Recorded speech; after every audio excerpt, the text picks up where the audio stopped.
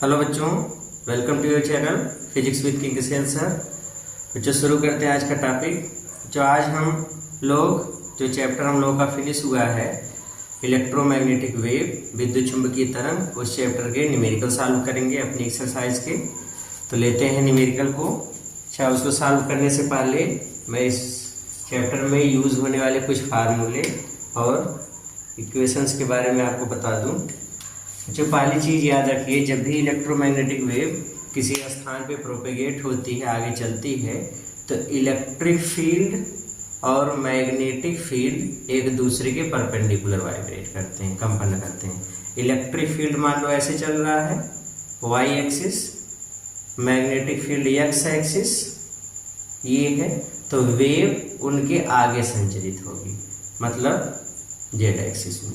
ठीक है, तो तीनों एक दूसरे के परपेंडिकुलर प्रोपेगेट करते हैं। इलेक्ट्रिक फील्ड और मैग्नेटिक फील्ड में अगर हम मान लो कोई वेव है एक्स एक्सिस के लॉन्ग प्रोपेगेट कर रही है और मैग्नेटिक फील्ड वाई एक्सिस के लॉन्ग है। फिर से सुनो, कोई वेव है एक्स एक्सिस के लॉन्ग प्रोपेगेट कर रही है और मैग्नेटिक फील्ड वाई एक्सिस के लॉन्ग है, इलेक्ट्रिक फील्ड एक्स एक्सिस के लॉन्ग है। तो इक्वेशन क्या होगा उनका, इलेक्ट्रिक फील्ड और मैग्नेटिक फील्ड का? मैग्नेटिक फील्ड का इक्वेशन अगर लिखेंगे तो ये होगा B equals B not sine omega T plus K x. ये तो बच्चों K के साथ जो टर्म यूज होगा, K के साथ जो टर्म यूज होगा वो टर्म हमको दिखाएगा direction of propagation of wave, direction of propagation of wave, तरंग के आगे संचरित होने की या तरंग के आगे बढ़ने की दिशा को प्रदर्शित करेगा। तो B equals B not sine omega T plus K x में x direction of propagation of wave को दिखाता है। ओके, अभी ये देखिए हमने बोला कि ये वाई एक्सिस मान लीजिए, वाई एक्सिस में मान लीजिए मैग्नेटिक फील्ड है, तो इसको हम लोग बी वाई से दिखाएंगे। मतलब मैग्नेटिक फील्ड के अदर कंपोनेंट बी एक्स की वैल्यू भी 0 होगी, बी जेड की वैल्यू भी 0 होगी, खाली मैग्नेटिक फील्ड वाई डायरेक्शन में होगा। एक्स एक्सिस में वेव प्रोपेगेट कर रही है। बी नॉट को हम लोग बोलते हैं पीक वैल्यू या मैक्सिमम वैल्यू, या इसी को एम्पलीट्यूड भी कहा जाता है, एम्पलीट्यूड ऑफ मैग्नेटिक फील्ड ये कहा जाता है। अगर इसी इक्वेशन के लिए या इसी वेव के लिए मैं इलेक्ट्रिक फील्ड का इक्वेशन लिखूं तो that equation is E equals electric field का ये इक्वेशन होगा E। अब देखो एक्स एक्सिस में वेव चल रही है, वाई एक्सिस में मैग्नेटिक फील्ड है, तो कौन सी एक्सिस बची? Z axis. इधर प्रोपेगेट करेगा या इधर वाइब्रेट करेगा इलेक्ट्रिक फील्ड। तो इलेक्ट्रिक फील्ड का इक्वेशन ई जेड बराबर E naught sine omega T plus K X. Okay, ये हो गया। अच्छा, फिर से यक्स क्या दिखाता है? के साथ जो होगा direction of propagation of wave को दिखाता है। ठीक है, ई नॉट को हम लोग फिर से वही बोलते हैं peak value of electric field, या इसी को मैग्नीट्यूड बोला जाता है, एम्पलीट्यूड बोला जाता है, एम्पलीट्यूड ऑफ इलेक्ट्रिक फील्ड बोला जाता है। अब देखो जेड एक्सिस में ये चल रहा है, इसका मतलब एक्स एक्सिस में भी कोई इलेक्ट्रिक फील्ड नहीं है और वाई एक्सिस में भी कोई इलेक्ट्रिक फील्ड नहीं है। बी नॉट और ई नॉट का आपस में रिलेशन जो हम लोग दिखाते हैं वो होता है E naught upon B naught upon C, E naught upon B naught बराबर C equal C, E naught upon B naught equal C, ये फार्मूला है। अच्छा बच्चों, ये बड़ा इंपॉर्टेंट फार्मूला है, इससे हम लोग बहुत से न्यूमेरिकल में बहुत सी चीजें हम लोग इससे सॉल्व कर रहे हैं। तो ये इंपॉर्टेंट टर्म है E naught upon B naught equal C. ये क्लियर हो गया? तो इस तरीके से सारी चीजों को याद रखेंगे। अगले टर्म में हम लोग बात कर लेते हैं एनर्जी डेंसिटी की। एनर्जी डेंसिटी क्या होती है? तो जब भी वेव चलती है तो अपने साथ एनर्जी कैरी करती है और वो एनर्जी इलेक्ट्रिक फील्ड और मैग्नेटिक फील्ड में इक्वली डिवाइड हो जाती है। एनर्जी जो इलेक्ट्रिक फील्ड में होती है, energy density, energy stored in per unit value, energy density, एकांक आयतन में जो एनर्जी स्टोर होती है उसी को हम लोग ऊर्जा घनत्व कहते हैं, इसको म्यू से दिखाते हैं। अगर हम म्यू ई की बात करते हैं, म्यू ई इलेक्ट्रिक फील्ड की एनर्जी डेंसिटी, तो ये इसका फार्मूला है 1/2 एप्सिलॉन नॉट इंटू ई का स्क्वायर। ये मैग्नेटिक फील्ड की एनर्जी डेंसिटी की बात करें तो म्यू बी ये होता है 1/2 into B square upon mu naught, ये होता है। तो ये फार्मूला किसका है? एनर्जी डेंसिटी का। अब ये जो एनर्जी दोनों में इक्वली डिवाइड हुई है, एनर्जी डेंसिटी है, अब ये इसमें ई जो है और बी है जो है दोनों टाइम के साथ वेरिएबल है। अब दोनों टाइम के साथ वेरिएबल है तो हम किसी भी इंस्टेंट पे म्यू ई और म्यू बी की कैलकुलेशन करने के लिए एवरेज एनर्जी डेंसिटी लेते हैं। क्या लेते हैं? Average energy density. और क्वेश्चन में भी हमसे मैक्सिमम केस में एवरेज ये वाला वर्ड लगा के पूछा जाता है। अगर हम इलेक्ट्रिक फील्ड की एनर्जी डेंसिटी निकालते हैं, average energy density of electric field, या तो ऊपर बार लगा दो या इसको ऐसे भी बोल सकते हैं, average energy density of electric field. इसका फार्मूला होता है बच्चों 1/4 epsilon naught E naught square, where E naught is equals maximum electric field या एम्पलीट्यूड ऑफ इलेक्ट्रिक फील्ड। इसी तरीके से म्यू बी का एवरेज या म्यू बी एवरेज, इसको हम लोग निकालते हैं तो यह आता 1/4 B naught square upon mu naught, ये होता है। तो इस तरीके से भी हम लोग इसको लिख सकते हैं। और ये याद रखिए कि एनर्जी डेंसिटी जो एवरेज एनर्जी डेंसिटी होती है वो दोनों में सेम होती है, मतलब म्यू बी का एवरेज और म्यू ई का एवरेज दोनों बराबर होता है, मतलब एनर्जी इलेक्ट्रिक फील्ड और मैग्नेटिक फील्ड में इक्वली डिवाइड रहती है। एक चीज ये हुआ। एक चीज ये भी देखेंगे, अगर मैं निकालूं वेव का कुल ऊर्जा घनत्व, total energy, total energy density of EM wave, विद्युत चुंबकीय तरंग का जो कुल ऊर्जा घनत्व है, और वो भी average energy density, average energy density, जो औसत ऊर्जा घनत्व है, टोटल एनर्जी डेंसिटी है वेव की, उसको हम लोग म्यू से दिखाते हैं। और म्यू एवरेज होता है mu E average plus mu B average. दोनों की वैल्यू पुटअप कर लो, क्योंकि दोनों इक्वल होते हैं तो अगर म्यू बी के स्थान पे म्यू ई लिखते हैं तो ये हो जाएगा 2 म्यू ई एवरेज, और 2 इंटू म्यू ई एवरेज किसके बराबर होता है? 1/4 epsilon naught into E naught square, that means 1/2 epsilon naught E naught square. तो ये म्यू एवरेज आ गया।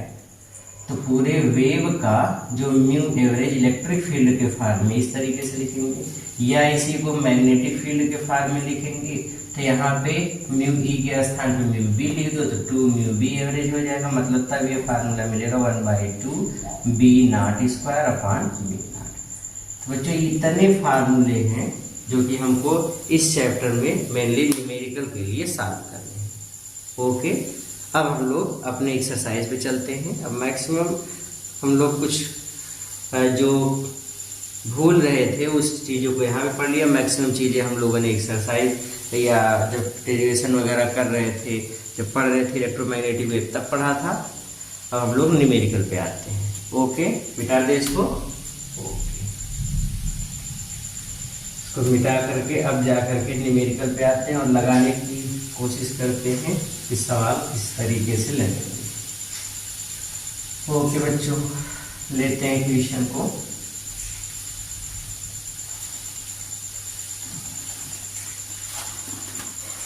चलिए क्वेश्चन है, क्वेश्चन नंबर 1 है आपकी एक्सरसाइज का। क्वेश्चन नंबर 1 ये है, मुक्त आकाश में 3 × 10⁻19 हर्ट्ज आवृत्ति की विद्युत चुंबकीय तरंग की तरंग दैर्घ्य ज्ञात करें। एक वेव है, इलेक्ट्रोमैग्नेटिक वेव, उसकी फ्रीक्वेंसी दी गई है 3 × 10⁻19 हर्ट्ज। उसमें आपसे बोल दिया गया उस तरंग की तरंग दैर्घ्य कितनी होगी। तो इलेक्ट्रोमैग्नेटिक वेव जो कि स्पीड ऑफ लाइट से चलते हैं, सी का फार्मूला होता है nu lambda, lambda equal C by nu, C by nu, lambda equals what is C, 3 × 10⁸ upon what is nu, 3 × 10⁻19, सरल कर लिया 10⁻−11 इतने मीटर। तो लैम्डा कितना आ गया बच्चों, 10⁻−11 मीटर। पहले क्वेश्चन का आंसर। दूसरा वाला क्वेश्चन लेते हैं। लिखा है, निर्वात में संचित विद्युत चुंबकीय तरंग का वैद्युत क्षेत्र सदिश का आयाम, इलेक्ट्रिक फील्ड वेक्टर का मैग्नीट्यूड है 90 वोल्ट पर मीटर। चुंबकीय क्षेत्र सदिश का आयाम कितना होगा, मैग्नेटिक फील्ड का एम्पलीट्यूड पूछा है। फिर से वही फार्मूला E0/B0 इक्वल सी, तो B0 equals E0/C, B0 is equals E0 किसके बराबर है 90, C की वैल्यू 3 × 10⁸, सरल कर लिया तो ये आ जाएगा 3 × 10⁻7 इतने टेस्ला। तो मैग्नेटिक फील्ड का एम्पलीट्यूड मिल गया। Okay, next question, question number 3। एक विद्युत चुंबकीय तरंग के चुंबकीय क्षेत्र का आयाम 2 माइक्रो टेस्ला है। मैग्नेटिक फील्ड का एम्पलीट्यूड कितना है, 2 micro Tesla, that means B0 equals 2 × 10⁻6 Tesla है। चुंबकीय क्षेत्र का आयाम इतना है, तरंग के वैद्युत क्षेत्र का आयाम बताओ, इलेक्ट्रिक फील्ड का एम्पलीट्यूड फाइंड करना। वही फार्मूला E0/B0 बराबर C, E0 बराबर B0 × C, B0 × C, E0 equals what is B0, 2 × 10⁻6 × C, 3 × 10⁸, तो ये हो गया 10⁻², मतलब 3 दूनी 6, 600 इतने वोल्ट पर मीटर। ये आ गया E0। तो E0 कितना आ गया, 600 वोल्ट पर मीटर। ओके, मिटा दे इसको, वेरी गुड। नोट करिए।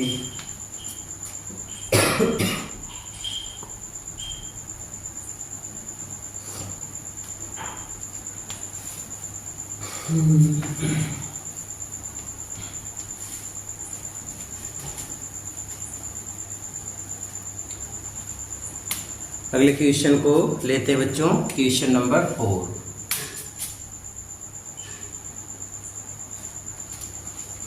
क्वेश्चन नंबर 4 है, x अक्ष या x दिशा में गतिमान एक विद्युत चुंबकीय तरंग आकाश के किसी बिंदु पर b बराबर, अब axis direction of propagation, direction of propagation of wave, ये किधर है, एलॉन्ग x एक्सिस, x अक्ष की तरफ चल रहा है और उसकी किसी बिंदु पर मैग्नेटिक फील्ड वेक्टर हमको दिया है b बराबर 1.0 × 10⁻8 इतने टेस्ला और इतने J कैप इतने टेस्ला।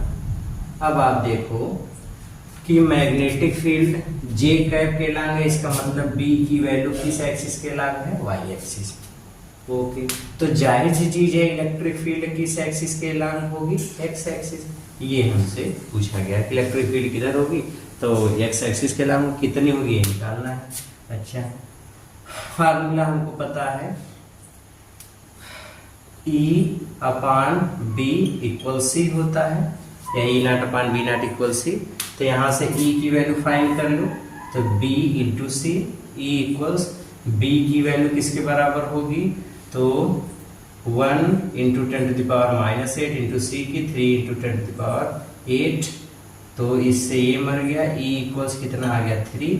अब यहाँ से चूंकि वेक्टर फॉर्म में लिखना, अभी ये x एक्सिस के लाग है मतलब 3 और x एक्सिस की डायरेक्शन i कैप, इतने वोल्ट पर मीटर। तो इलेक्ट्रिक फील्ड कितना आएगा, 3 1 मिनट। वेव एक्स एक्सिस के लाग चल रही है और ये वाई, तो ये जेड एक्सिस के लाग चल रही है बच्चा, इधर जेड एक्सिस। और जेड एक्सिस की डायरेक्शन को किससे दिखाते हैं, एक है। अब सही है, ये तीनों परपेंडिकुलर होती है ना, एक्स वाई और जेड तीनों परपेंडिकुलर। और वेव में electric field magnetic field perpendicular और वेव उनके परपेंडिकुलर। तो एक्स एक्सिस के अलांग चल रही है क्या, वेव, वाई एक्सिस के अलांग मैग्नेटिक फील्ड है, तो इलेक्ट्रिक फील्ड किधर होगा, तो आंसर है के कैप, मतलब जेड एक्सिस के अलांग। ये एक्स एक्सिस के अलांग वेव, वाई एक्सिस के अलांग मैग्नेटिक फील्ड, तो इलेक्ट्रिक फील्ड जेड एक्सिस के अलांग। ओके, डाउट नहीं रहे। अगला question, question number 5।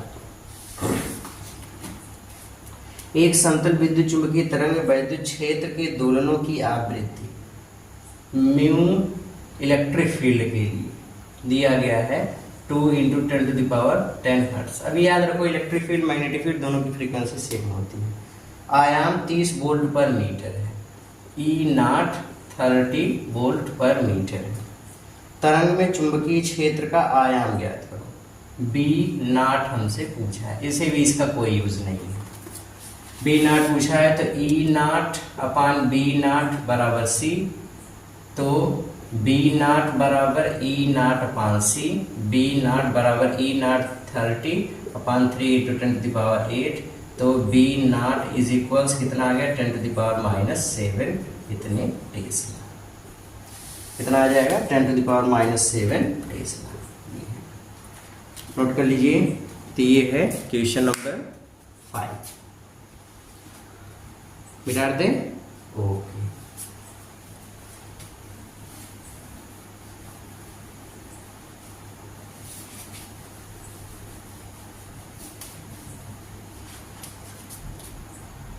Question number 6 लेते हैं, 6वां सवाल।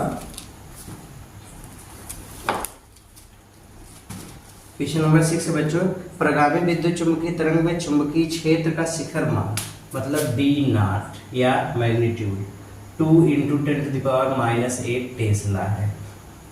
वैद्युत क्षेत्र का शिखर मान ज्ञात करो, ई नॉट फाइंड करना है। तो simple question, E naught equals B naught into C, E naught equals what is B naught, 2 × 10⁻⁸ into 3 × 10⁸, ये इससे मिल गया। ई नॉट इक्वल्स 6 वोल्ट पर मीटर, इतना आ गया electric field. Okay, question number 7 में कहा एक समतल विद्युत चुंबकीय तरंग में अधिकतम विद्युत क्षेत्र की तीव्रता मतलब मैग्नेटिक फील्ड, सॉरी, एक समतल विद्युत चुंबकीय तरंग में अधिकतम चुंबकीय क्षेत्र की तीव्रता, तो बी नॉट ये दिया। मैग्नेटिक फील्ड ये दिया गया है 3 × 10⁻⁴ टेस्ला। याद रखो, अधिकतम बोल दिया, अधिकतम का मतलब पीक वैल्यू या मैक्सिमम वैल्यू या इसी को एम्पलीट्यूड बोलते हैं। वैद्युत क्षेत्र की अधिकतम तीव्रता ज्ञात करिए, ई नॉट फाइंड करना है। वैद्युत क्षेत्र के संगत औसत ऊर्जा घनत्व, वैद्युत क्षेत्र के संगत एवरेज एनर्जी डेंसिटी, ये आपको फाइंड करना है। तो बच्चों, क्वेश्चन सॉल्व करने से पहले सबसे पहले ई नॉट की वैल्यू फाइंड करने की कोशिश करते हैं। ई नॉट बराबर B naught into C, E naught बराबर what is B naught 3 × 10⁻⁴, C 3 × 10⁸, ये इससे कैंसिल 10⁴ होगा, 3 × 9 × 10⁴, इतने वोल्ट पर मीटर। इसकी वैल्यू है ई नॉट की। ओके, अब energy density mu E average, इसकी वैल्यू किसके बराबर होती है, तो म्यू ई एवरेज निकालेंगे तो ये फार्मूला होता है 1/4 mu sorry epsilon naught into E naught का square, 1/4 into 8.85 into 10⁻12 into E naught का स्क्वायर मतलब 9 का स्क्वायर 81 × 10⁸ इतना। तो 10⁸ से ये कैंसिल हुआ, 10⁻⁴ होगा, 4 से इसको काट देंगे, 4 × 2 = 8, फिर 2, फिर 5 है, तो 4 × 1 = 4, 4 × 8 = 4 × 5 = 20, इतना मिल जाएगा। तो 4 × 1 = 4, 4 × 8 = 4 × 8 5 बच्चा, 4 × 4 = 4, 4 × 4 फिर हो जाएगा 10, 4 दूनी 8, 24, ठीक है। तो ये आ जाएगा 2.2125 इंटू 81 इंटू 10⁻⁻4। मल्टीप्लाई कर लो, मल्टीप्लाई कर लोगे, इसको हम हटा देते हैं बच्चों, नियरली अबाउट वैल्यू ले लेते हैं। 2.2 इंटू 81 इंटू 10⁻⁻4, सरल कर लो। 22 एकम 22, हासिल 2, 22 अट्ठे 8 दूनी 16, 8 दूनी 16, 1 17, तो 22 अट्ठे 176 में 2 जोड़ते 178, इतना 1 अंक 10 गुणे 10 की घात 4। तो इसका आंसर आ जाएगा, कितना आ जाएगा बच्चों, सरल करोगे तो ये आ जाएगा 1.10⁻⁻4 का मतलब 81 से मल्टीप्लाई किया, 2 पॉइंट इतना हो गया, तो ये आ जाएगा लगभग 1.782 इंटू 1 नहीं 17 या 17.82 इंटू 10⁻⁻2 इतने जूल पर मीटर क्यूब। ये इसकी एवरेज एनर्जी डेंसिटी होगी। बुक में आपका बच्चों आंसर सही नहीं दिया है, इसमें कंफ्यूज नहीं होंगे। ओके, बुक में जो आंसर दिखाया हमसे, देखो क्वेश्चन में पूछे क्या, हमसे पूछे औसत वैद्युत क्षेत्र के संगत औसत ऊर्जा घनत्व। अब एनर्जी डेंसिटी हमसे एवरेज एनर्जी डेंसिटी पूछा गया है, वो भी इलेक्ट्रिक फील्ड की, और आंसर जो दिया गया है आपके बुक में कुल ऊर्जा, कुल औसत ऊर्जा घनत्व का है। मतलब जो फार्मूला लगाया गया वहाँ पे वो 1/2 एप्सिलॉन नॉट E0 स्क्वायर लगाया गया है, बट वो फार्मूला विद्युत चुंबकीय तरंग की कुल औसत ऊर्जा घनत्व का है, और हमसे यहाँ पे खाली विद्युत क्षेत्र का औसत ऊर्जा घनत्व पूछा है। तो इलेक्ट्रिक फील्ड का एवरेज एनर्जी डेंसिटी का फार्मूला ये होता है, टोटल वेव का या वेव का टोटल एनर्जी डेंसिटी होती है, average energy density 1/2 epsilon not E0 square. तो वो जो आपको आंसर दिया उसके अकॉर्डिंग है, और हमने ये जो क्वेश्चन बताया है वो क्वेश्चन है आपका इलेक्ट्रिक फील्ड का एवरेज एनर्जी डेंसिटी, जो कि आपके क्वेश्चन में पूछा गया है। अगर आपको अपना आंसर मैच कराना है तो या तो क्वेश्चन को गलत मानिए, फिर आंसर के आप मैच कराइए। अगर क्वेश्चन को लेके चलते हैं तो आंसर इतना आएगा, और अगर इसको आप नहीं आंसर किताब को मिलाना चाहते हैं तो आप एक क्वेश्चन में तब ये फार्मूला आप लगाओगे, म्यू, केवल mu average is equals 1/2 epsilon not E0 square. ये हमको दिखाएगा इलेक्ट्रोमैग्नेटिक वेव के अंदर टोटल एवरेज एनर्जी डेंसिटी, विद्युत चुंबकीय तरंग में कुल औसत ऊर्जा घनत्व, और उसका फार्मूला वो लगेगा। क्लियर हो गया? ओके, मिटा देते हैं इसको। ओके, आ जाओ बच्चों, नेक्स्ट क्वेश्चन लेते हैं।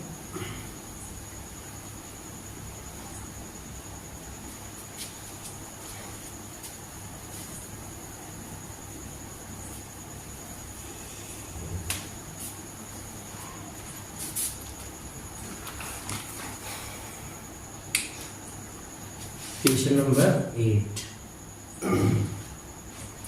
लिखा है, विद्युत चुंबकीय तरंग के वैद्युत क्षेत्र का आयाम 120 न्यूटन प्रति कूलम। एक विद्युत चुंबकीय तरंग के विद्युत क्षेत्र का आयाम मतलब E0 120 न्यूटन प्रति कूलम है। आवृत्ति 50 मेगाहर्ट्ज है, ये 50 × 10⁻⁶ हर्ट्ज इतना है। तरंग के चुंबकीय क्षेत्र का आयाम तथा तरंग दैर्घ्य ज्ञात करो। लैम्डा फाइंड करना है और चुंबकीय क्षेत्र का आयाम B0 फाइंड करना है। तो B0 equals E0/c। B0 equals what is E0? E0 120 × 3 × 10⁸ 3 4 12, मतलब B0 कितना आ जाएगा 4 × 10⁻⁻7 इतने टेस्ला। तो मैग्नेटिक फील्ड का एम्पलीट्यूड कितना आ गया 4 × 10⁻⁷ टेस्ला। अच्छा, अब हमसे पूछा है लैम्डा, तो चूंकि C इक्वल्स न्यू लैम्डा, तो लैम्डा इक्वल्स C/न्यू। Lambda equals 3 × 10⁸ upon nu 50 × 10⁶। तो लैम्डा इक्वल्स कितना आ जाएगा, ये आ जाएगा लगभग 6 मीटर। कैलकुलेट करके देख लेंगे, इतना आंसर मिलेगा। ओके, नेक्स्ट क्वेश्चन लेते हैं बच्चों, क्वेश्चन नंबर 9।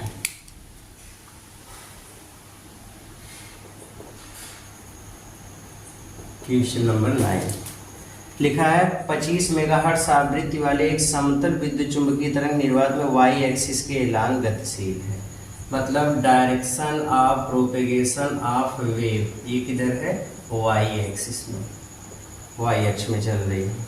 फ्रीक्वेंसी दिया गया है 25 मेगाहर्ट्ज या 25 × 10⁻⁶ हर्ट्ज, इतना है। किसी क्षण किसी बिंदु पर विद्युत क्षेत्र इलेक्ट्रिक फील्ड ई ये 8.4 वोल्ट पर मीटर, लेकिन ये एक्स एक्सिस के अलावा है, एक्स एक्सिस पे दिया गया। तो जाहिर सी मैग्नेटिक फील्ड किधर होगा, वाई एक्सिस में।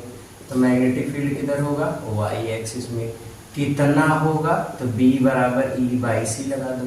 अगर नाट हटा रहे थे नाट हटा दो, लगा रहे थे जगह लगा दो। B बराबर E की वैल्यू 8.4, C की 3 × 10⁸, तो B की वैल्यू कितनी आ जाएगी बच्चों, 2.8 × 10⁻⁸ टेस्ला।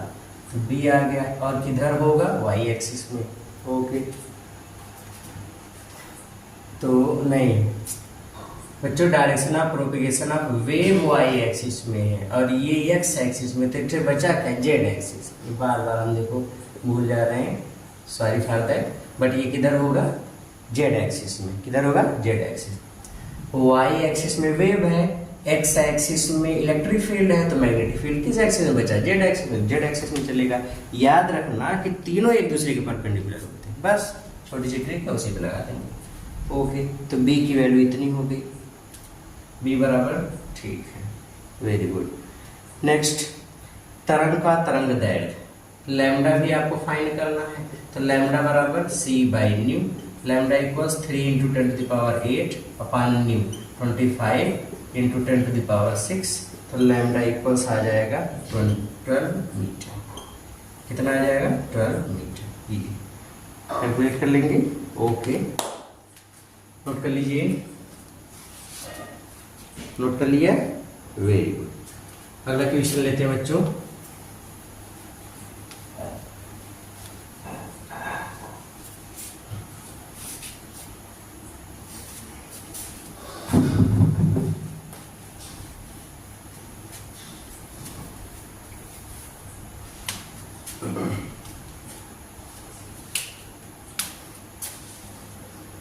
क्वेश्चन नंबर 10, 10वां सवाल है। एक समतल विद्युत चुंबकीय तरंग में चुंबकीय क्षेत्र मैग्नेटिक फील्ड का इक्वेशन लिखा है कि मैग्नेटिक फील्ड वाई एक्सिस के लागू है और ये है 2 × 10⁻⁷ साइन ब्रैकेट में 0.5 × 10⁻³ और फिर प्लस 1.5 × 10⁻11t है। अब बच्चों एक्स एक्सिस क्या दिखा रहा है, direction of propagation of wave ये दिखा रहा है। इधर वाई एक्सिस में क्या है, मैग्नेटिक फील्ड। इस बार गलत नहीं बता रहे, इस बार मतलब बोलने में गलत नहीं करेंगे। इलेक्ट्रिक फील्ड किधर होगा, देखो एक्स एक्सिस में वेव, वाई एक्सिस में मैग्नेटिक फील्ड, तो इलेक्ट्रिक फील्ड किधर होगा, जेड एक्सिस में। किधर होगा इलेक्ट्रिक फील्ड, जेड एक्सिस में। ओके, चलो अब लिखा है क्या क्या ज्ञात करना, तरंग की आवृत्ति तथा तरंग दैर्घ्य क्या है, न्यू फाइंड करना है, लैम्डा फाइंड करना है। फिर उसके बाद पूछ लिया कि वैद्युत क्षेत्र के लिए व्यंजक लिखो, ई के लिए इक्वेशन लिखना है, इक्वेशन फॉर इतनी चीजें फाइंड करना है। आ जाओ बच्चों, सबसे पहले जो हमको ये इक्वेशन दिया गया है, इस इक्वेशन से हम लोग क्या क्या चीज़ें निकाल सकते हैं उसको आ जाओ देखते हैं। सबसे पहले जो मैग्नेटिक फील्ड इक्वेशन दिया गया है 2 × 10⁻⁷ साइन 0.5 × 10⁻³ प्लस 1.5 × 10⁻11t। इसका जनरल इक्वेशन से कंपेयर करो, बी वाई बराबर बी नॉट साइन के एक्स प्लस ओमेगा टी। अब omega T plus K x होता है, एक्स पहले लिख दिया गया था इसे लिख लो। बी नॉट की वैल्यू कितनी आ गई 2 × 10⁻⁷ डेसिमल। बी नॉट एक आंसर यहाँ से मिल गया कंपेयर करने से। देखो x के स्थान पे x है, k के स्थान पे ये आ गया, मतलब k की वैल्यू कितनी है 0.5 × 10⁻³ ये हो गया। ओके, t के स्थान पे t है, ओमेगा के स्थान पे आ गया, दैट मीन्स ओमेगा बराबर कितना आ गया 1.5 × 10⁻11 इतना। अब ओमेगा की वैल्यू रेडियन पर सेकंड। अच्छा, इतनी सी चीजें हमको मिल गई। अब क्या क्या चीज निकालना है? पहले बच्चों k का फार्मूला देखो, k बराबर होता है 2π/λ। तो lambda equals 2π/k, lambda equals 2π/k की वैल्यू 0.5 × 10⁻³ सब वैल्यू पुटअप करेंगे, पाई एक मान रख करके जब सरल करोगे तो लैम्डा की वैल्यू आपको मिल जाएगी। या लैम्डा इतना होगा, यहाँ से कैलकुलेट कर लेंगे। ओके, अब न्यू निकालना है। अब देखो फार्मूला, चूंकि न्यू बराबर c/λ ये फार्मूला होता है, तो न्यू बराबर 3 × 10⁸ (2π) अपान मतलब 0.5 × 10⁻³ न्यू की वैल्यू सरल करेंगे तो न्यू की वैल्यू आपको मिल जाएगी। यहाँ से कितना आ जाएगा, पूरा सरल करने के बाद ये आ जाएगा 23.9 गीगाहर्ट्ज इतना, मतलब 10⁹ में आएगा कुछ इस तरीके से। ठीक है, पूरा सरल कर लेंगे, पाई की वैल्यू रख कर पूरा गुणा भाग करेंगे तो इतना गीगाहर्ट्ज, गीगा मतलब 10⁹ तो गुणे 10 के हाथ 9 हर्ट्ज इतना करके मिलेगा। यहाँ से लैम्डा निकल गया, यहाँ से न्यू निकल गया। ओके, अब बच्चों चूंकि हमको इलेक्ट्रिक फील्ड का इक्वेशन लिखना है, इसलिए हमको ई नॉट भी चाहिए। तो ई नॉट बराबर B naught into C, E naught बराबर बी नॉट किसके बराबर है, तो बी नॉट की वैल्यू हमने निकाला है 2 × 10⁻⁷ इंटू सी की वैल्यू 3 × 10⁸, ये इससे कैंसिल 10 हो गया, 3 दूनी 6 मतलब 60। ई नॉट कितना आ गया 60 वोल्ट/मीटर। अब ई नॉट मिल गया तो इक्वेशन यहाँ लिख लेते हैं खूब चिन्ह में। इलेक्ट्रिक फील्ड का इक्वेशन, अब देखो इलेक्ट्रिक फील्ड किधर है, जेड एक्सिस के लंग, तो ई जेड बराबर E naught sine omega T या के एक्स प्लस ओमेगा टी। तो ई जेड बराबर ई नॉट कितना आया 60 साइन, के की वैल्यू कितनी थी 0.5 × 10⁻³ एक्स प्लस ओमेगा की वैल्यू कितनी थी 1.5 × 10⁻11। ये हमारा इक्वेशन हो गया इलेक्ट्रिक फील्ड का, इसका इक्वेशन हो गया इलेक्ट्रिक फील्ड का। ओके, तो इस तरीके से इक्वेशन लिखेंगे। समझ में आ गया? वेरी गुड, मिटा दें।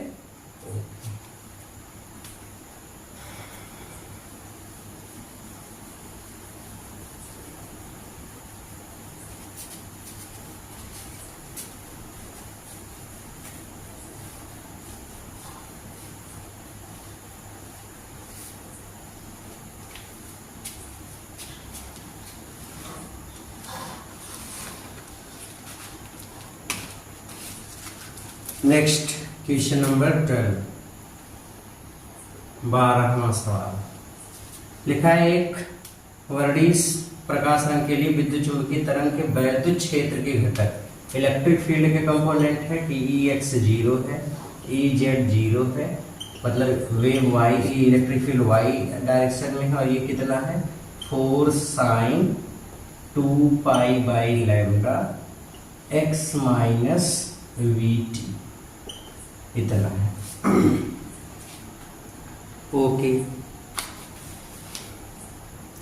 तो अब क्या क्या चीज आपको पता करना है। देखा है तरंग संचरण की दिशा, पहले में direction of propagation of wave, तो बच्चों यही direction of propagation of wave अंदर लाता है, तो ये एक्स लिखा मतलब वेव एक्स डायरेक्शन में चल रही है। Direction of propagation of wave एक इधर है एक्स एक्सिस में, एक आंसर तो यही मिल गया। फिर लिखा है इसके चुंबकीय क्षेत्र का आयाम, मैं इलेक्ट्रिक फील्ड का आयाम तो दिया गया है 4 वोल्ट/मीटर, तो मैग्नेटिक फील्ड का ई नॉट बाई सी कर लीजिए, बी नॉट बराबर E naught 4 into C 3 into 10 to the power 8, that mean 1.33 into 10 to the power -8 इतने टेस्ला। ये बी नॉट हो गया।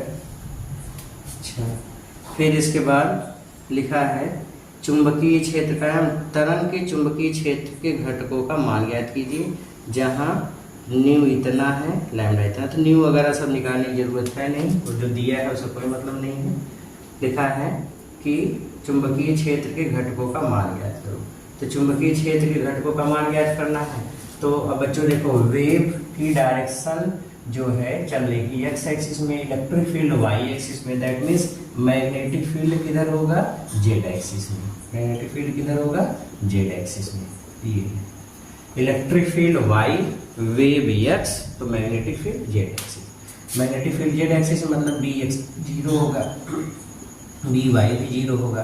तो ये बी जेड का इक्वेशन बनेगा, बी जेड बराबर म्यू नॉट इंटू साइन, बाकी ये वाली फेज से मतलब sine 2 pi upon lambda X minus V T. तो बी जेड बराबर बी नॉट किसके बराबर है, 1.33 into 10 to the power -8 sine 2 pi by lambda bracket में एक्स माइनस वी टी। बच्चों ये जब इक्वेशन वगैरह लिखना, साइन वाले टर्म इतना तो जान लो, वे वाले केस में जल्दी चेंज नहीं होता, इतना आपको 99% केस में सेम चीज आती है। तो आपको वही बस सेम चीज वही लगा देना है, बाकी और कुछ नहीं करना है। ओके, लास्ट क्वेश्चन है बच्चों इस एक्सरसाइज का, इसको मिटा दे। ओके,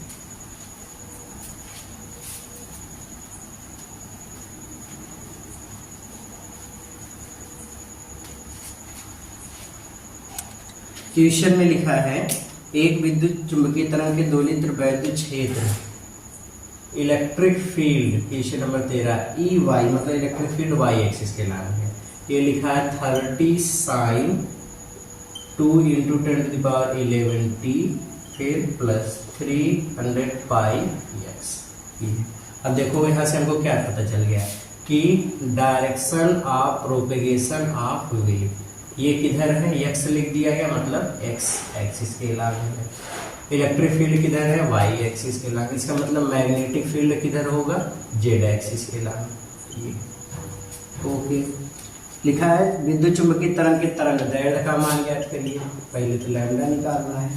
फिर लिखा है चुंबकीय क्षेत्र के लिए व्यंजक लिखिए। तो मैग्नेटिक फील्ड के लिए इक्वेशन लिखना है, इक्वेशन फॉर बी, ये आपको लिखना है। तो इसके लिए पहले बच्चों हम लोग इलेक्ट्रिक फील्ड की इस इक्वेशन से देखें, इलेक्ट्रिक फील्ड है क्या, ई वाई बराबर 30 sine 2 into 10 to the power 11 T plus 300 pi into X, इतना है।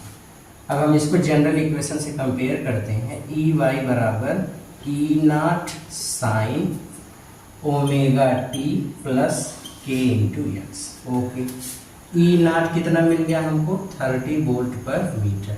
अब अगर ई नॉट मिल गया तो बी नॉट कितना होगा, ई नॉट बाई सी मतलब बी नॉट बराबर 30/3 into 10 to the power 8, that means B naught equals 1 into 10 to the power -7 इतने टेस्ला। तो ये हमको बी नॉट की वैल्यू मिल गई, मतलब मैग्नेटिक फील्ड हमको मिल गया। ओके, अब यहाँ पे देखो ओमेगा की वैल्यू किसके बराबर है, कंपेयर कर लो।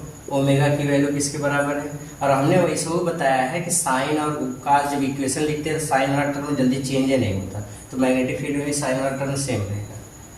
तो इसमें नहीं, खाली हमको लैम्डा ज्ञात करना, इसलिए के वाले से कंपेयर करते हैं। सारी चीज़ें लिखने की जरूरत है, आप निकाल के भी पुटअप कर सकते हो, वैसे भी डायरेक्टली भी लिख सकते हो। तो के की वैल्यू, के के स्थान पे देखो एक्स के स्थान पे एक्स है, लेकिन के स्थान पे कितना है 300 पाई। के की वैल्यू होती है 2 पाई अपॉन लैम्डा इक्वल्स 300 पाई। तो पाई से पाई मर गया, 2 1 कम 2, ये हो गया 150। तो लैम्डा बराबर 1/150 इतने मीटर, ये लैम्डा की वैल्यू आती है। ओके, सरल कर लेंगे इसको। ओके, नेक्स्ट इक्वेशन लिखना है। तो मैग्नेटिक फील्ड का इक्वेशन, मैग्नेटिक फील्ड होगा किधर, जेड एक्सिस में।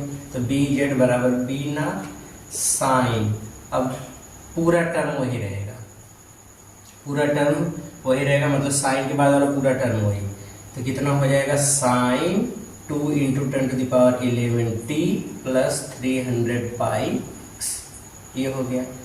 बी जेड बराबर बी नॉट की वैल्यू पुटअप कर लो, कितना है 1.0 into 10⁻⁻7 sine 2 into 10⁻11t plus 300 pi into X, ये है बच्चों। यहाँ पे हम लोग जरूरी नहीं कि ऐसे डायरेक्टली लिख लें, हमने पहले बताया आपको कि डायरेक्टली साइन के बाद वाला टर्म जल्दी चेंज नहीं होते, 99% केस में सेम होते हैं। हाँ, एक में बहुत कुछ फेज कुछ बदल के दे दे तो हो सकता है चेंज हो जाए, लेकिन वैसे सेम रहते हैं। अब कंपेयर करके पहले ओमेगा निकाल लो, फिर के निकाल लो, फिर वही इक्वेशन लिखो कि ई बी बराबर B naught sine omega T plus K X, omega की वैल्यू लिखो एक्स की वैल्यू, कंपेयर करके प्रोसेस और एक आध 2 लाइन लंबा होगा। वैसे भी कर सकते हो, ऐसे भी कर सकते हो, दोनों तरीका सही है। तो जैसे आपको समझ में आए वैसे आप कर सकते हो। ओके, वेरी गुड बच्चों, ये थी आपकी एक्सरसाइज, और एक्सरसाइज इस तरीके से ख़त्म होती है। अब हम लोग जो सेकंड पेपर है उसको शुरू करेंगे, और एक तरफ से सेकंड पेपर के न्यूमेरिकल, उसके थ्योरी एक एक करके सीखते रहेंगे।